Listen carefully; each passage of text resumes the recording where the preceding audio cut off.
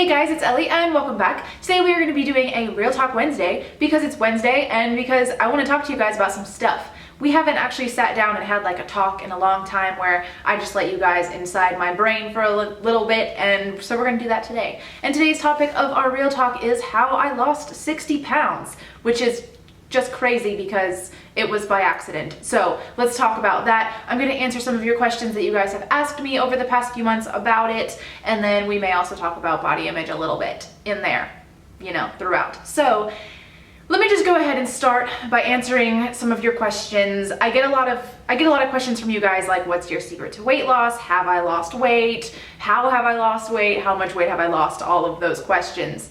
Let's just go from here.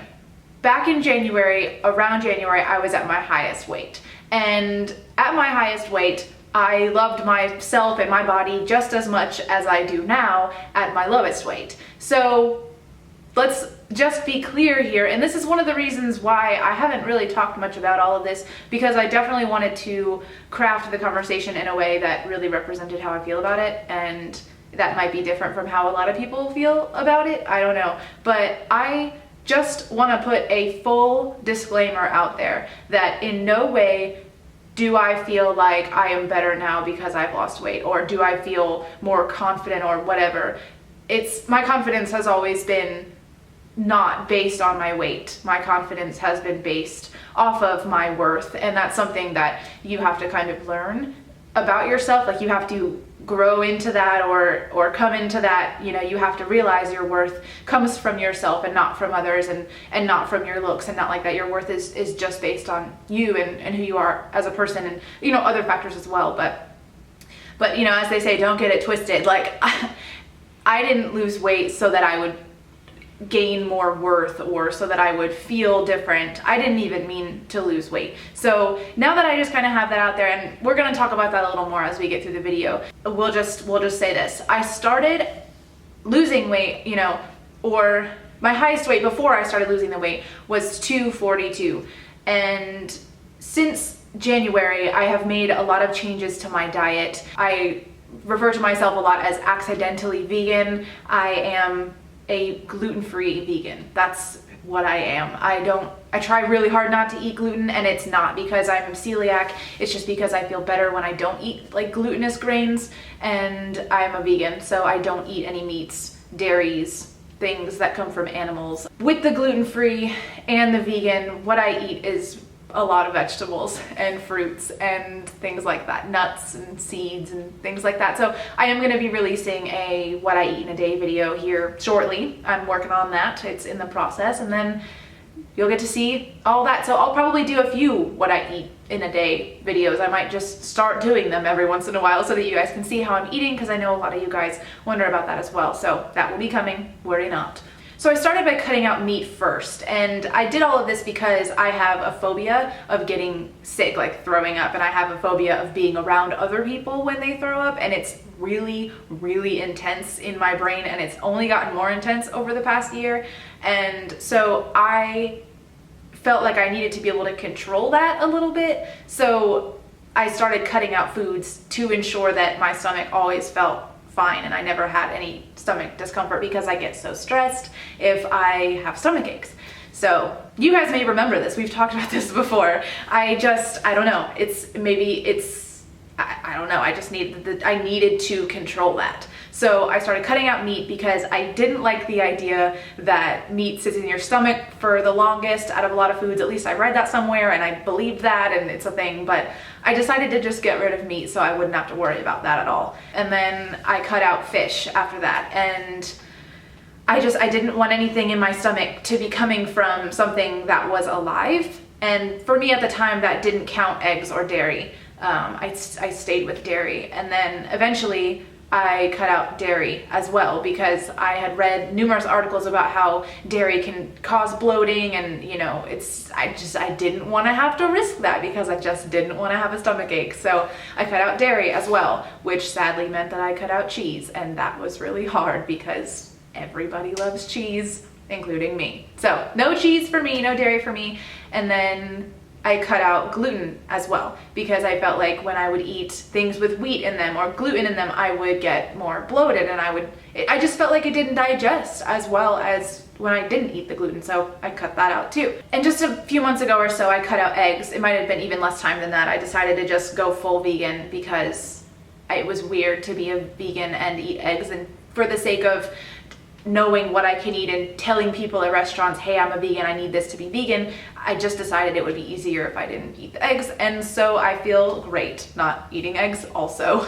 So now I am a gluten-free vegan, and I have been a vegan and probably gluten-free for quite some time now. So, you know, as I started to cut out those things, the weight started falling off of my body, and I haven't even been to the gym in forever. So all of the weight that I've lost, all the 60 pounds, because I'm now at 181, all the 61 pounds that I've lost, it has been completely diet-based.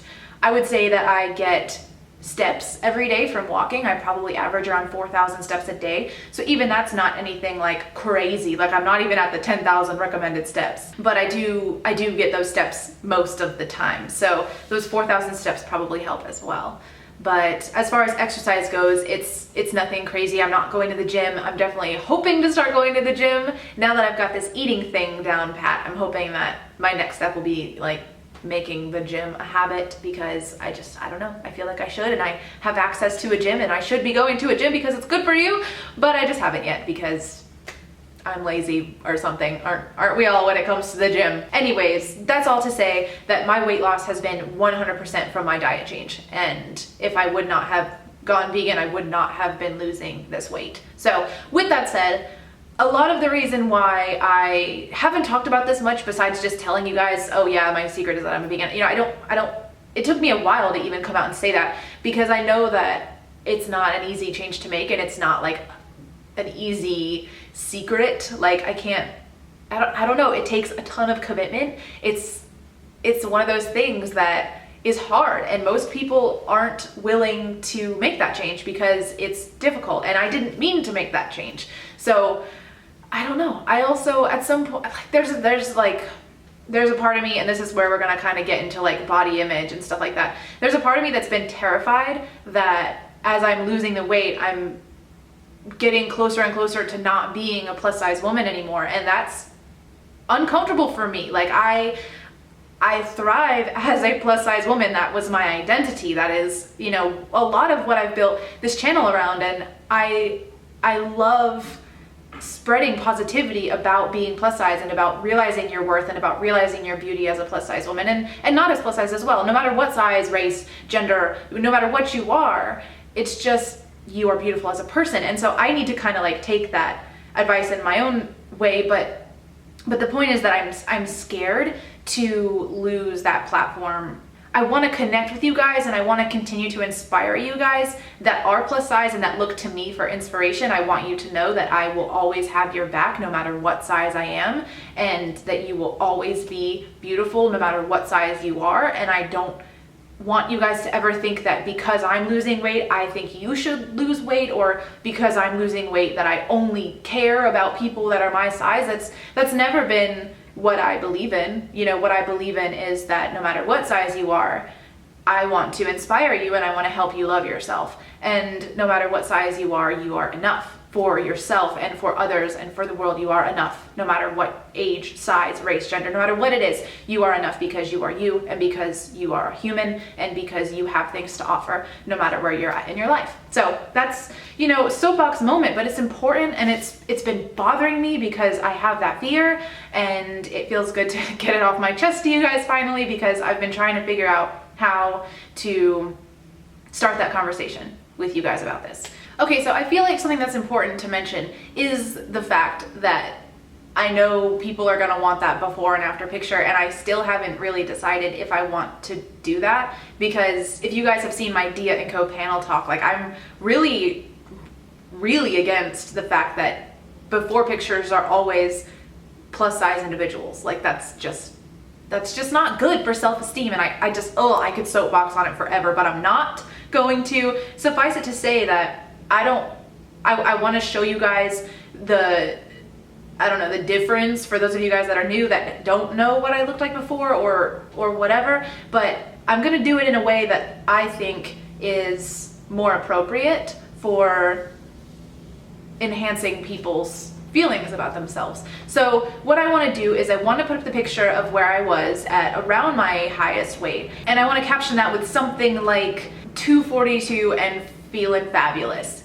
And then I want to put the picture of me just from the other day and put 181 feeling still fabulous. It doesn't have any bearing on my self-esteem or my body image. You know, like I said before, I capture my worth in things other than my weight and the way I look, because it just, who cares? You know, like, who cares what your weight is and your looks? It's about who you are as an individual, and it's about what you have to offer in the world and how you can inspire others and how you can help other people.